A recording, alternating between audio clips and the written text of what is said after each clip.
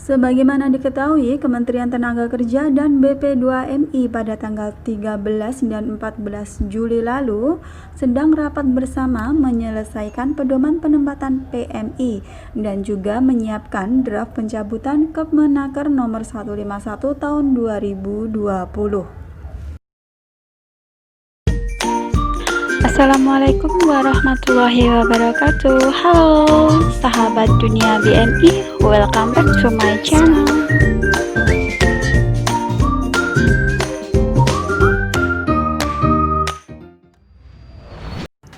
Penempatan PMI akan segera dibuka. Aspataki mengatakan bila PMI tidak siap, ia berhak menolak. Kita pegang prinsip bebas memilih. Dipastikan tidak lama lagi atau bisa saja bersamaan Kepala BP2MI menandatangani Perka Badan sebagai turunan Pasal 30 Ayat 2 UU Nomor 18 Tahun 2017 Menaker menandatangani pencabutan Kepmenaker Nomor 151 Tahun 2020.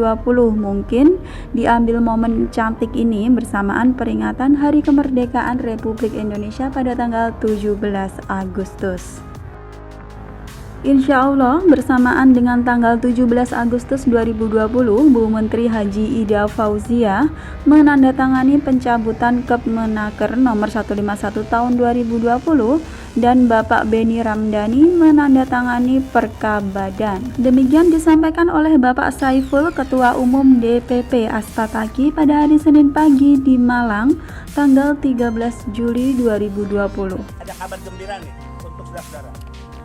17 Agustus ya, nanti saya akan menandatangani peraturan kepala badan yang peraturan itu berjudul pembebasan biaya penempatan bagi PMI. Tidak ada lagi pembebanan biaya bagi PMI tentang jati diri, paspor, visa, tidak boleh dibebankan kepada para PMI. Biaya pendidikan pelatihan tidak boleh lagi dibebankan kepada PMI. Biaya transportasi dari rumah ke tempat keberangkatan tidak boleh lagi dibebankan kepada PMI. Ini artinya apa? Negara hadir karena hak untuk bekerja adalah hak warga negara. Negara harus memberikan fasilitas. Dulu ketika dibebankan kepada PMI, akhirnya apa? Komplotan calo, jangan menggunakan kata sponsor ya. Ini saran saya. Saya sudah perintahkan semua jajaran. Sponsor itu terlalu terhormat. Praktek mereka calo, mereka orang-orang bajingan, ya. Jadi waktu itu calo meminjam uang di bank dengan bunga 6%, mengatasnamakan PMI untuk kur. Setelah mereka meminjamkan uang di bank, dia pinjamkan kepada para pekerja. Ini untuk modal hidup, biaya keluarga di rumah ya. Ini untuk biaya pelatihan, transportasi ya. Ini untuk biaya pengurusan administrasi jati diri.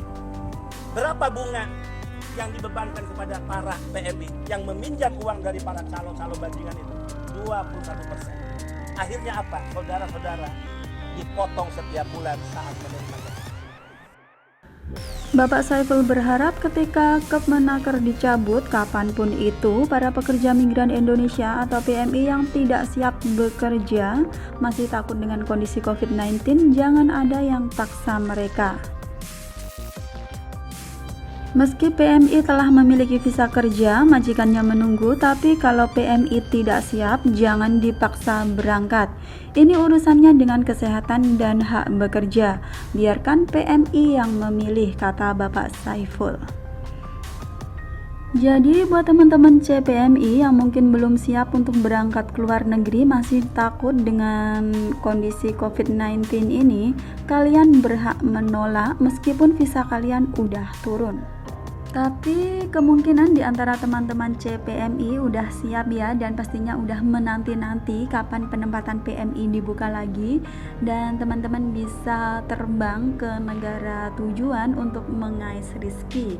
Seperti yang dikatakan oleh Mbak Sulis, seorang PMI Kabupaten Malang ini menyatakan siap lahir batin apabila hari ini Bu Menteri mengizinkan berangkat ke Taiwan. Cabut Kepmenaker nggak harus nunggu 17 Agustus katanya. Kami benar-benar hanya berharap dapat bekerja ke Taiwan dan bantu ekonomi keluarga yang ada di rumah. So ini masih berstatus rencana ya guys. Pada tanggal 17 Agustus 2020 nanti Ibu Menteri Haji Ida Fauzia akan menandatangani pencabutan Kepmenaker nomor 151 tahun 2020 dan Bapak Beni Ramdhani Ketua BP2MI menandatangani Perka Badan sebagai turunan pasal 30 ayat 2 UU nomor 18 tahun 2017 yang isinya UU ini adalah pembebasan biaya penempatan bagi CPNI. Transportasi dari rumah ke tempat keberangkatan tidak boleh lagi dibebankan kepada PMI. Ini artinya apa? Negara hadir karena hak untuk bekerja adalah hak warga negara. Negara harus memberikan fasilitas. Buat teman-teman CPNI bisa mempersiapkan mulai dari sekarang ya. Teman-teman harus mempersiapkan planning bekerja ke luar negeri dengan sebaik-baiknya agar perjuangan teman-teman dalam mengais rezeki di negeri seberang, di negeri orang tidak sia-sia.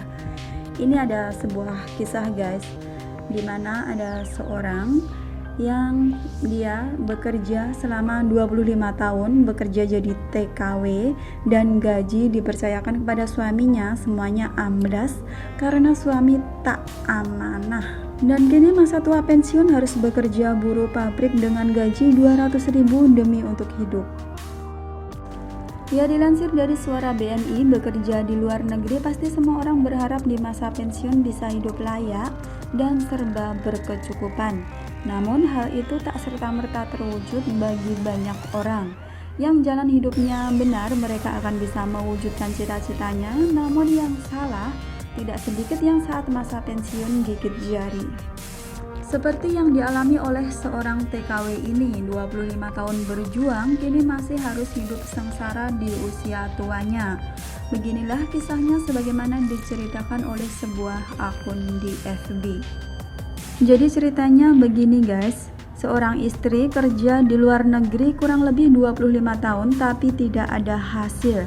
Setiap gajian selalu dikirimkan ke rumah semuanya dengan harapan yang di rumah berkecukupan dan ingin apapun bisa keturutan.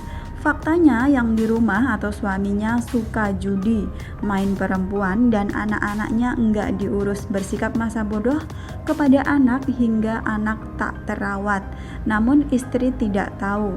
Bila beli motor, kalau bisa dihitung mungkin sudah belasan motor. Beli ditukarkan, akhirnya enggak punya dan beli lagi, ini terus berlanjut sampai habis belasan motor. Perabotan rumah pun juga sama begitu. Herannya si istri masih bertahan dan masih mengirimkan uang hasil kerjanya ke suami. Padahal semua sudah dihabiskan tak tersisa.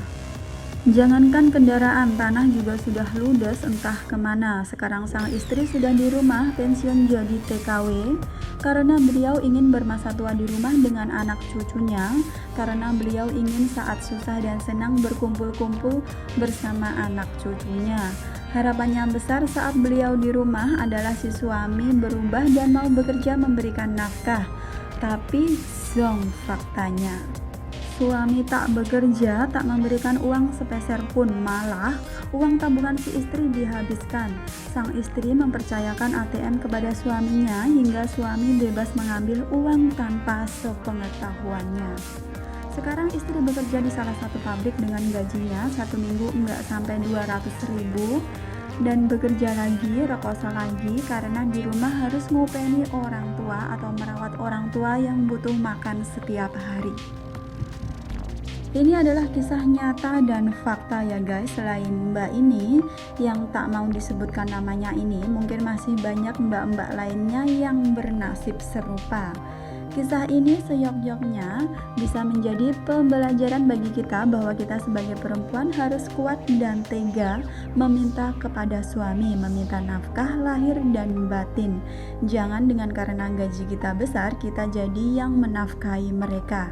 Kita kaum perempuan yang selayaknya dibahagiakan oleh kaum lelaki, bukan malah sebaliknya. Renungkan baik-baik sahabat devisa, persiapkan masa tuamu kelak karena suatu saat nanti kamu pasti akan pensiun dan gaji besarmu akan berakhir.